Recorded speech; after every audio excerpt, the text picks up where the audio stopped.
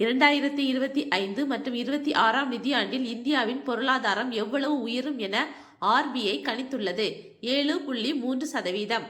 நீண்ட ஆயுட்காலம் கொண்ட பலபடி சேர்மம் கொண்டு தயாரிக்கப்பட்ட முதல் $1 பணத்தாளினை எந்த வங்கி வெளியிட்டுள்ளது? ஓமன் மத்திய வங்கி. ஓமன். இந்தியாவின் 7வது தடையற்ற வர்த்தக ஒப்பந்தம் எந்த நாட்டுடன் கையெழுத்தாகி உள்ளது? நியூசிலாந்து. டார்க் ஈகிள் எனும் அணுசக்தி சாராத நிலப்பரப்பிலிருந்து ஏவப்படும் ஒளிவேக ஆயுதம் LRHW எந்த இராணுவம் பயன்படுத்துகிறது?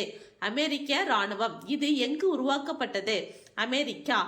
LRHW என்பது லாங் ரேஞ்ச் ஹைபர்சோனிக் வெப்பன். கடல், நிலம் மற்றும் வான்வெளி தளங்களில் இருந்து ஏவக்கூடிய பிரம்மோஸ் மீயொலி ரக சீர்வேக எரிகணைகள் எங்கு உருவாக்கப்பட்டது? இந்தியா. இது சிந்தூர் நடவடிக்கையில் பயன்படுத்தப்பட்டது. பிரம்மோஸ் ஏற்றுமதிக்காக 4000 கோடி மதிப்பில் 2 நாடுகளுடன் இந்தியா ஒப்பந்தம் செய்துள்ளது. கன சதுர வடிவ சுமார் 1000 ஆண்டுக்கு முந்தைய மனித மண்டை ஓடு எங்கு கண்டெடுக்கப்பட்டது? மெக்சிகோவில் பால்கன் டி மாண்டெசுமா தள தொல்பொருள் ஆராய்ச்சியாளர்களால் கண்டெடுக்கப்பட்டது.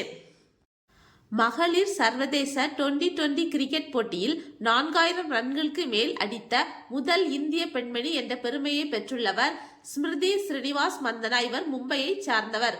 40 ஆண்டுகால சேவைக்கு பிறகு இந்திய கடற்படையிலிருந்து சமீபத்தில் எந்த நீர்மூழ்கி கப்பல் நீக்கப்பட்டது? INS சிந்துகோஸ்.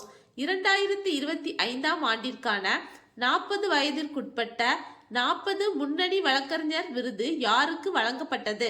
சுபம் அவஸ்தி. இவர் இந்திய உச்ச நீதிமன்ற வழக்கறிஞர். தூத்துக்குடி வ.உ.சி. துறைமுகத்தில் நிறுத்தக்கூடிய மிக அதிக கொள்கலன் சுமந்து செல்லும் திறன் கொண்ட மிகவும் நீளமான கொள்கலன் கப்பல் எது? MV-MSC மைக்கேலா கப்பல்.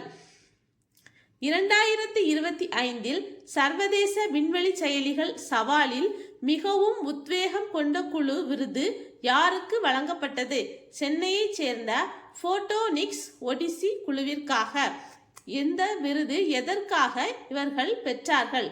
இந்திய தொலைதூர பகுதியில் செயற்கைக்கோள் இணைய அமைப்பை மேம்படுத்தியதாக இவ்விருது கொடுக்கப்பட்டது. சமீபத்தில் காலமான அசாமின் ரஞ்சனா சர்மா எனும் நடிகை கலை மற்றும் கலாச்சார பங்களிப்பிற்காக எந்த விருதை பெற்றார்? பிஷ்ணு ரபா விருது.